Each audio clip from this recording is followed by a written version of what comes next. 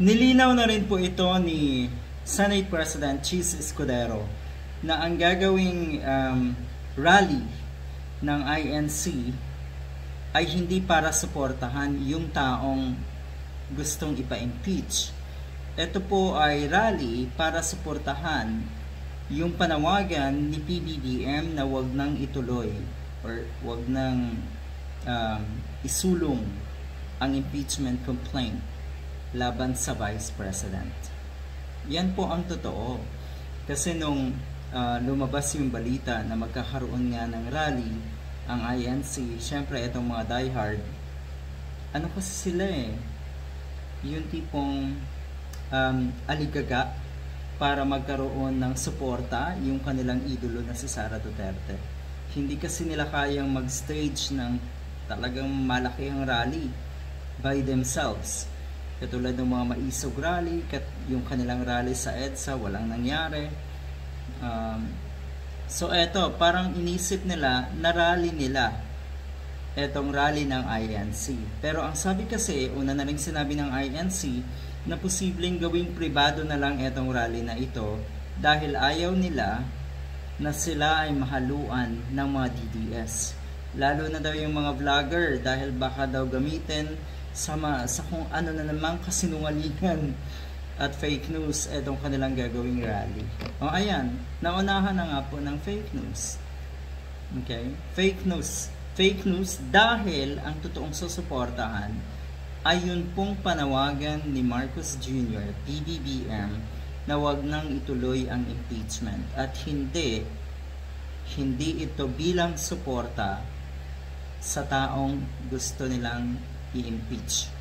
Hindi ganun yun. Ito yun, ayon kay Senate President Chis Escudero, ang rally ng Iglesia ni Cristo ay sa kanyang pagkakaintindi, katulad din ng pagkakaintindi ng marami sa atin, ay para daw ipakita ang suporta sa posisyon ni Marcos Jr. or Pangulong Marcos Jr. na tutol sa impeachment. Nilinaw nilang walang nabanggit na suporta para kay Vice President Sara Duterte sa nasabing pagtitipon. Nagkalat sa social media platforms, sa Facebook, yung balita na ito ay in support of Sara Duterte.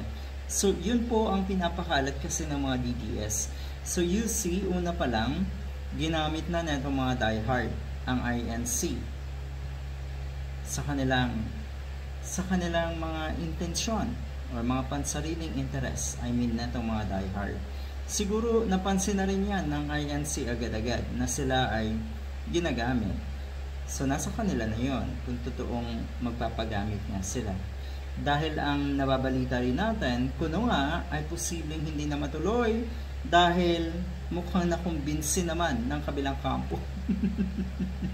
Mukhang fake news din yun. Anyway, galing din daw yun sa mga diehard. Yung kuno ay nililigawan nga ni First Lady ang pamunuan ng INC para hindi na ituloy ang kanilang rally. Yun po ay galing din sa mga DDS na nasa social media.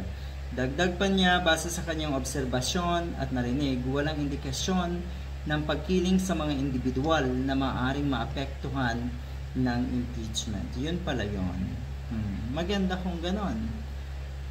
Pero kasi, sana kayo pong mga taga-INC ay magsalita rin. Hindi lang kung ano or hindi lang kayo dumedepende doon sa mga taong nagbibigay ng kanilang statement at kung ano yung kanilang pagkakaintindi nga sa inyong gagawing pagkilos katulad ng ginawa ngayon o ginawa ni Senate President Chis Escudero. Kaya nakakatuwa na diba? Akala nyo itong mga diehard. Suportado ng INC si PBBM laban sa contra-impeachment kay Sara Duterte. Hanggang doon lang yun. Ayaw ng INC ng impeachment. Ayaw. Okay. Pero minsan magtataka ka rin, bakit nga ba ayaw? Kung ang buong mundo, kung ang lahat ng or karamihan sa mga kababayan natin ay gusto, hindi nyo ba nakita yung mga grounds? Hindi ba kayo nanonood ng television? Hindi ba kayo nanonood? Wala ba kayong mga social media accounts? Kasi mukhang hindi nyo gusto. Kung titignan nyo po, ang daming or majority of Filipinos would like this impeachment to pursue. Gusto nilang ituloy, gusto nilang gawin. O, tignan nyo naman kung ilang grupo na ang naghain nga o nag-file na ng complaints na yan. 3 na ata at siguradong madadagdagan pa. So, ang ibig sabihin, yan po ay gusto ng taong bayan. At syempre hindi ng iilang DDS. Iilang DDS. Good luck.